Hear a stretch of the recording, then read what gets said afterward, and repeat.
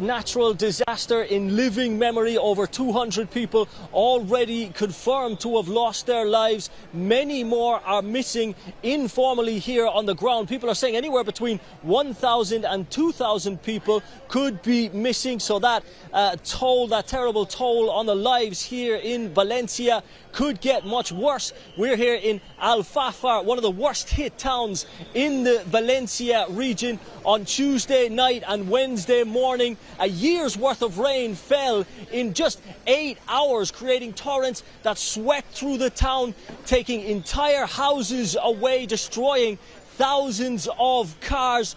Many people said to have been to have died in those cars. Emergency services now trying to get to the worst hit areas, and that is the biggest challenge, trying to get the heavy machinery to towns like Alfafar, like Utiel, like Chiva, where the mayoress has said that there could be as many as 100 people just in underground car parks or in cars. So this rescue mission has become a recovery mission. There are still some towns that have not been reached, and as I mentioned, trying to get some of the heavy machinery, some of the cranes, some of the angle grinders to cut these cars, which have just become big lumps of iron, out. That's the main challenge facing the authorities right now.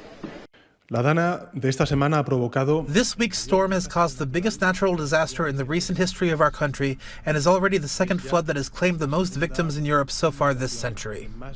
Communities are trying to cope with this disaster as best they can. Some people have lost absolutely everything. There's a lot of there's a lot of fear, a lot of grief, a lot of anger on the streets. We've seen people in tears, entire families who've lived in the towns like this for generations have lost everything. Their belongings are just thrown around on the streets. The water and the mud has destroyed everything. There's a lot of anger here at the authorities. People say that the reaction, that the warning systems did not come until very late. We talked to one man who said that he had to climb into a tree to protect himself from the torrents that were already building and just ravaging through the streets. And the message of the red weather warning alert reached him while he was in the tree, so that came too late. There's a reckoning now, lots of anger towards the politicians and the regional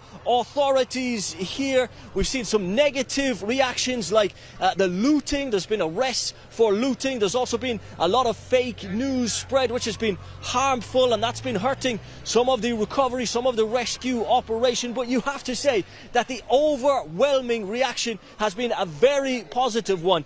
Behind me, but there is an absolute army of volunteers who have come here to try and help out. They've been buying brushes and bins and whatever they can to come here and help. So we're having just hundreds, thousands even, of volunteers who are coming and helping to sweep out the mud out of ground floor houses and businesses, doing what they can.